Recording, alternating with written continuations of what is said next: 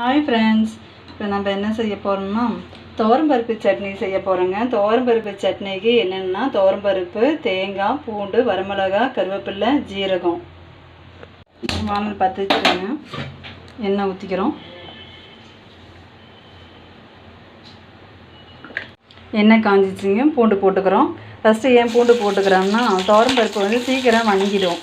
அதனால் பூண்டு வணங்காது. அதனால் அதை ஃபஸ்ட்டு போட்டு வணக்கிக்கிறோம். வணங்கிடுச்சுங்க. இந்த ஸ்டேஜில் துவரம்பருப்பு போட்டுக்கிறோம். துவரம்பருப்பு சட்னி லஞ்சுக்கு யூஸ் பண்ணிக்கலாங்க. நல்லா டேஸ்ட்டாக இருக்கும். துவரம்பருப்பு வணங்கிடுச்சுங்க. இது ஃபாஸ்ட்டில் வைக்காமல் ஸ்லோவில் வச்சு பருப்பு வணக்கணும். இல்லைன்னா கருகிடும். இந்த ஸ்டேஜில் ஜீரகம், வரமிளகாய், கருவேப்பிலை, இதை வணங்கின வாட்டி தேங்காய் போட்டுருக்கோம். வரமிளகாய், கருவேப்பிலை வணங்கிடுச்சு. இந்த ஸ்டேஜில் அரை கப்பு தேங்காய் போட்டிருக்கோம்.